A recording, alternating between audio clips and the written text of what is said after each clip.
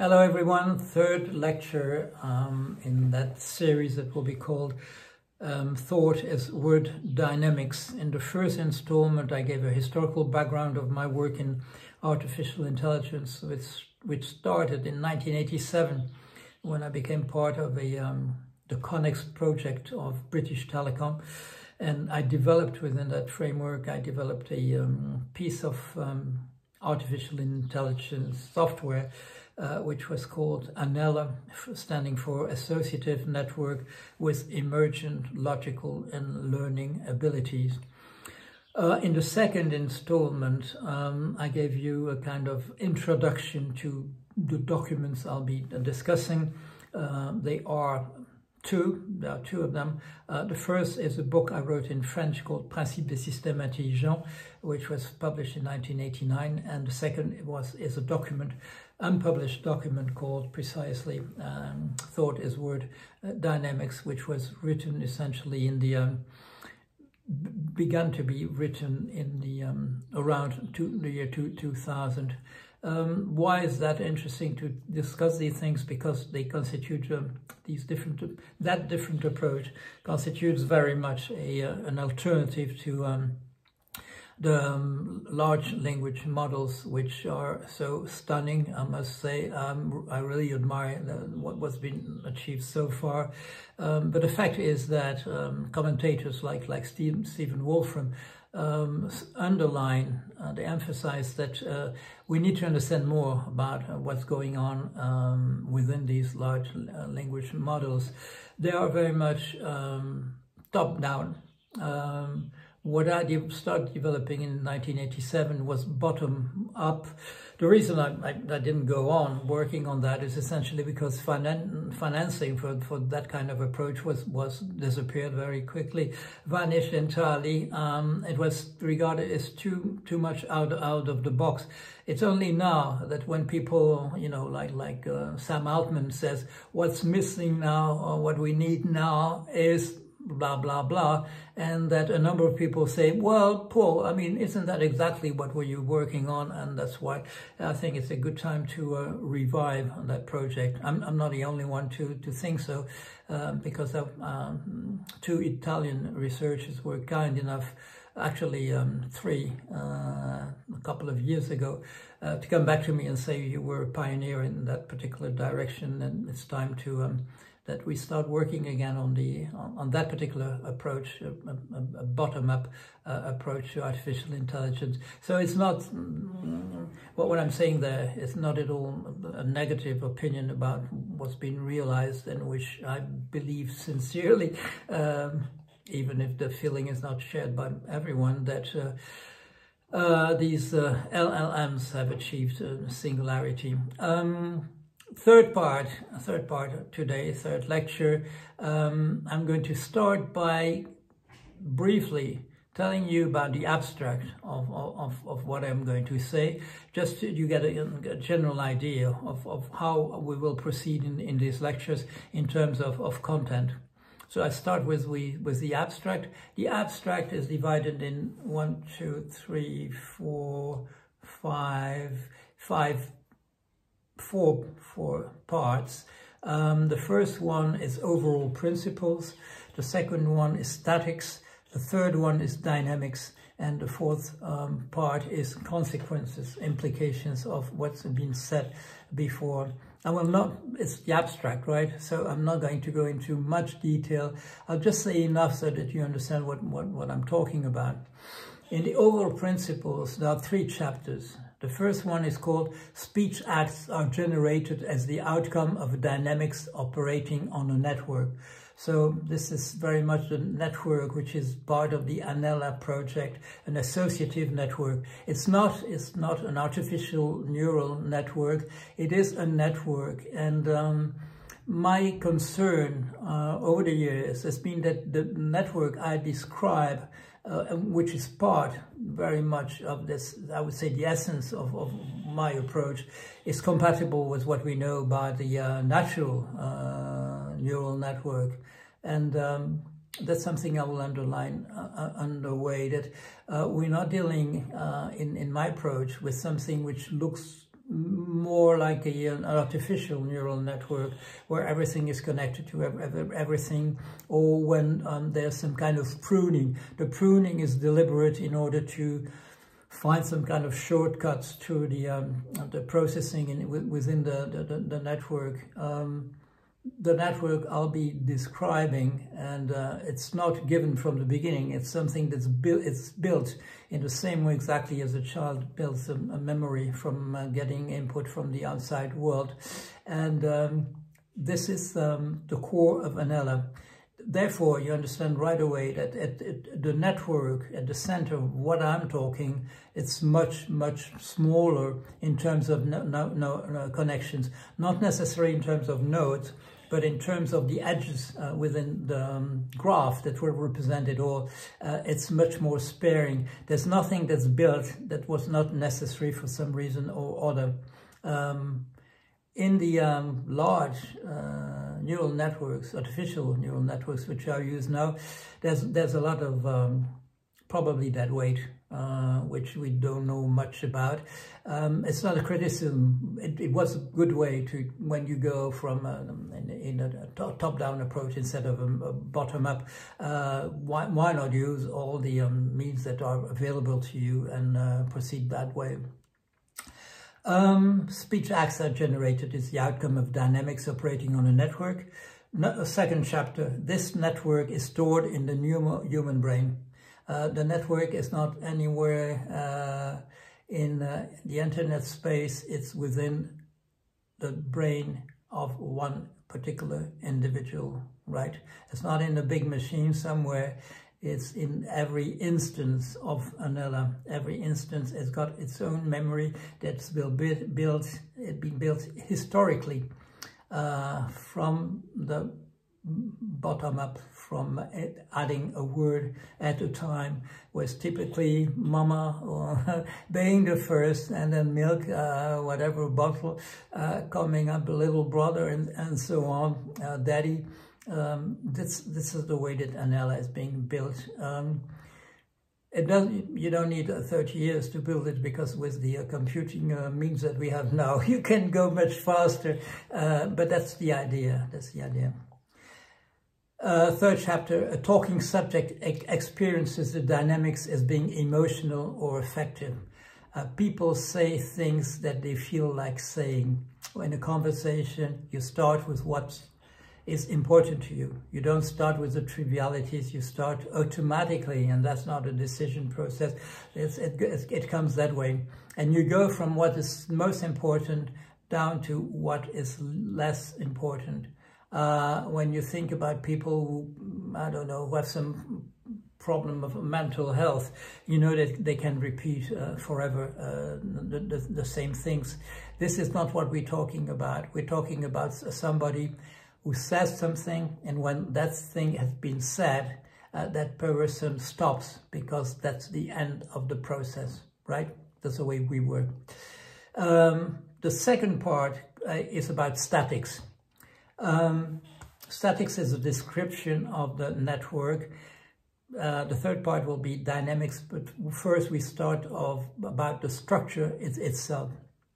Chapter 4, the network comprises a subset of the words, the content words of a particular natural language. That's what will be within that particular memory. It will be the content words of a particular language, a particular tongue. Chapter 5, the individual unit of the network, and that's a bit original, well, it's quite original to my approach. The individual unit of the network is a word pair. I didn't come up with this idea on my own. This is very much what is in Aristotle's organon. The unit of meaning in Aristotle is a pair of words. That's what he calls the categories. The categories is a connection between two notions, two concepts.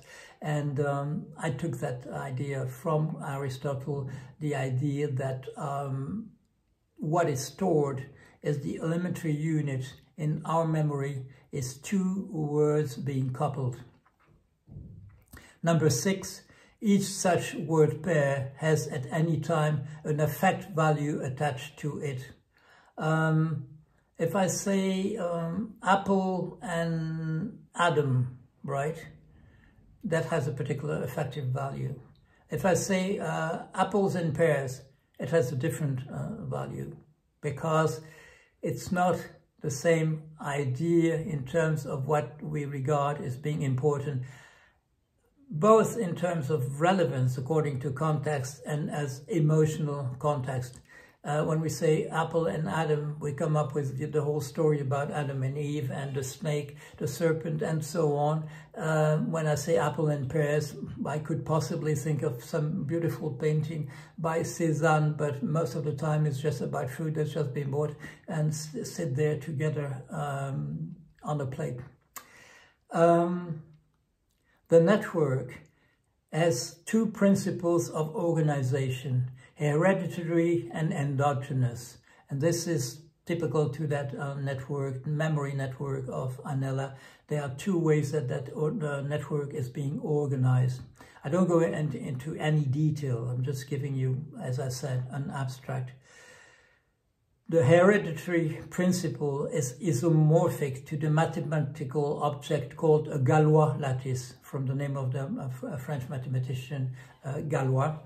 The network I've got in mind is organized according to two different ways at the very same time, according to how you look at the particular topography of the network.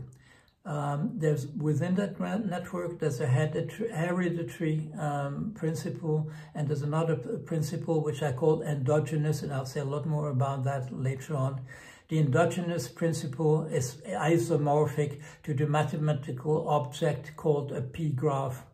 The p-graph is a particular jewel of a graph. When I put it on paper, a kind mathematician, Gisèle Demeux, told me that it didn't exist in mathematics. It was something that I had defined, and that was she called p-graph, with P for Paul. It's not much more complicated than that. The network, that memory network, has got two structures. One corresponds to what we describe as a Galois lattice, and the other one as a p-graph, for lack of a better word, because that structure, I was told, didn't exist before I described it. I'd used it before, and I mentioned that in the second lecture when developing and designing a method to analyze genealogies automatically.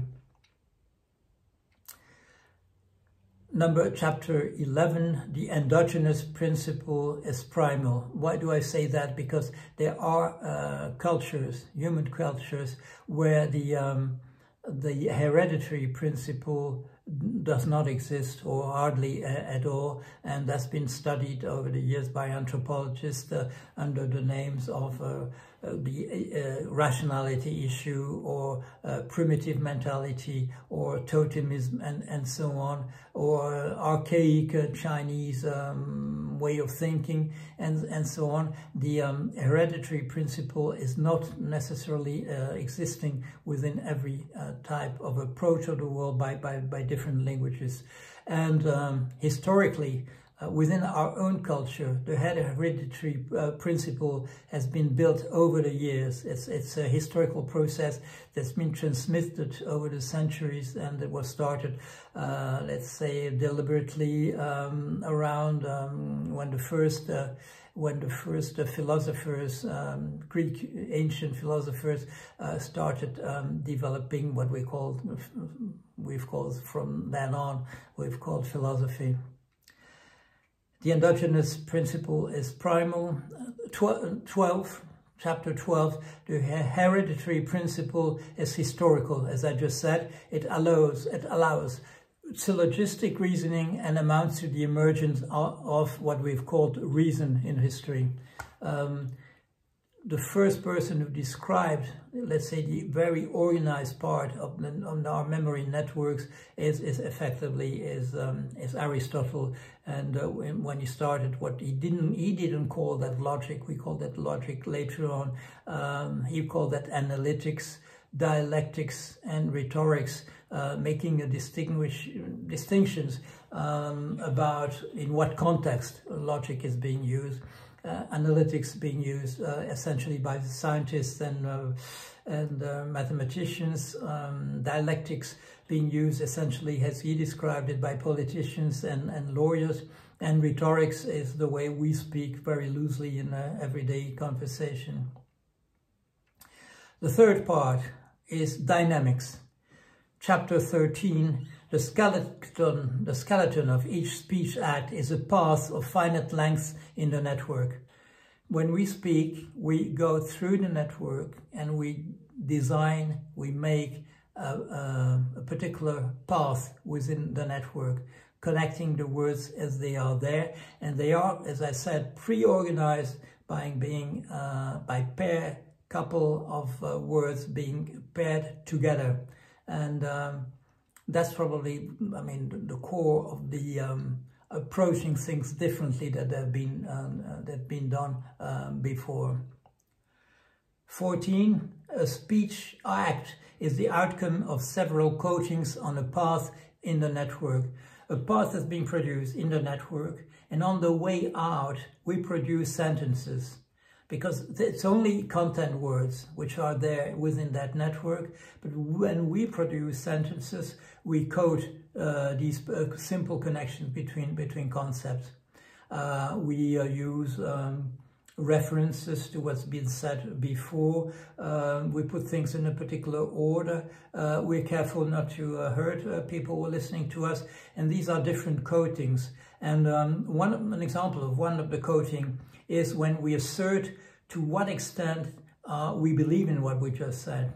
We can say, I believe in God, which is one way of saying things.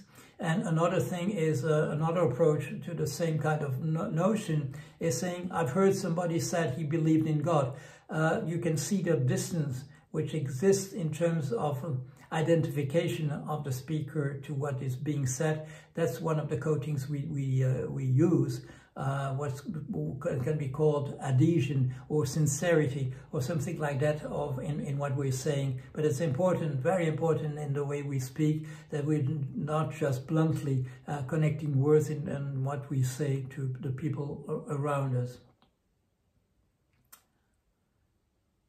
Number 15, the dynamics of speech acts is a gradient descent in the phase space of the network submitted to a dynamics. I won't say more about that, but that's the physical explanation of what is going on when we produce a sentence.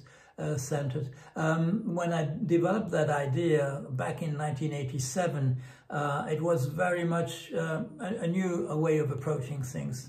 And it was described in the book I published in 1989, the Principe des systèmes intelligents, that the principle, that was the dynamics, the very dynamics of the system I was describing, the new approach I was developing in artificial intelligence was based on gradient descent within the network. Chapter 16, the utterance of a speech act modifies the effect values of the word pairs activated in the act. We get a response from the environment, and even if we speak to ourselves, our own body, and that's, I would say, the benefit of psychoanalysis of realizing that when we speak to when a person speaks to oneself, there's still something going on. There's something, a feedback loop existing. We can get entirely a loop, like in a rumination, and when the ideas go round and round in our head, and we can self-reduce that. We don't have to talk to other people. That may happen in a feedback loop within our own mind. We hear ourselves thinking things, and that feeds the loop inside our mind. Chapter 17, the gradient descent reestablishes an equilibrium in the network. I won't go in any details about that right now. 18, imbalance in the affect values attached to the network has 4 possible sources. 1, speech acts of an external origin heard by the subject. I may simply react to things that you're saying to me, and I will reply, and you will reply, and I reply again until we're finished with saying things to each other. That will be the end of the process. Another source is what I just described, bodily processes experienced by the speaking subject as moods. We react to our own moods. In the inner speech that we develop according to mood, it will go into one direction to another. What's happening inside our body decides to some extent of what we'll be thinking, and as I said, there might be feedback loops within that process. The third source is speech acts of an internal origin, thought processes as inner speech or hearing oneself speak. And I say there, between brackets, being a subcase of two, being of the same nature as simply responding to our own moods in the way we think. The fourth source of thinking for us, of generating sentences, is empirical experience. It's what's going on in the world. It's the perception we have. Look, there is a snake here. Be careful. Beware. Chapter 19. In the healthy subject, each past has inherent logical validity. This is a consequence of the topology of the network. It is a simple consequence of the existence of an endogenous principle of organization of the network, and that other organization which is akin to a Galois lattice, or can be described in terms of mathematical models as a Galois lattice. There are two possible ailments, pathologies that can be related to what I've just said. Neurosis, that's chapter 20. Neurosis results from imbalance of affect values on the network, preventing normal flow, and what has been called in Freudian vocabulary, repression, the process of repression. There's another possible ailment, another possible pathology to the process of producing sentences. Psychosis amounts to defects in the network structure, Lacanian foreclosure. And I need to add that, of course, there might be, let's say, things of which are not at all of a psychological nature, like a deterioration of the brain. They can produce like aphasias and things of that type. That's a pathology which has nothing to do with the generation of sentences that we can hear, the pathology we can hear in the case of neurosis and of psychosis. Fourth and final part, consequences. Chapter 22, speech generation is automatic and only involves the four sources mentioned above. The four sources: speech acts of an external origin that will launch our own response, bodily processes, speech acts of an internal origin, inner speech, and empirical evidence perception. There's nothing additional to that, and the process, according to me, is automatic. So I go a bit further than Freud. I'm much closer there to Skinner, in Skinner's approach of behaviorism, in saying that the processes are automatic and in their very essence very close to what has been called the Pavlovian reflex. I think that most of what we're saying is just of the nature of Pavlovian reflex, and I would say that I believe that the fact that the large language models are able to reproduce not only thinking, not only very apt verbal behavior, but also possibly what sounds like an awareness due to a particular consciousness, I think it's because of the very Pavlovian nature of it all. It's much more mechanistic than we often imagine, and that explains why, when you get to a particular size in terms of the number of parameters in your system, or the number of items that you use in the training process, the pre-training that you see emerging, these things that we think are extraordinary and but are maybe not. It's probably much simpler, in the same way as that the simple fact that the memory network is organized according to two principles that I call endogenous and hereditary, is sufficient in itself, that when you produce a simple path within that, it has a logical structure. And that's what had led one of my colleagues was looking over my shoulder at what I was doing with my project to say you need to, in the acronym, it needs to say that there's an emergent learning and logical ability within your system. Summary of what I've just said, chapter 23, speech generation is deterministic. Number 24, there is no room for any additional supra-factor in speech act generation than the four mentioned above. Chapter 25, final chapter. One such superfluous supra-factor is intentionality triggered by consciousness or otherwise. In the same way as Laplace said to Napoleon, who asked for what was the, how come that there was no mentioning of God in the astronomical system that Laplace had developed, I would be able to say that there's no room in my system for anything called intentionality. There's no need whatever for that. It's an additional suprafactor which is superfluous in the same way as God was superfluous in Laplace's system. Okay, so this is the end of the of this particular lecture, number 3. When I see you again, we'll go into the meat. We'll start reading the chapters one by one, and that will be when we start really talking about the things as they are, or as I suppose them to be. See you soon.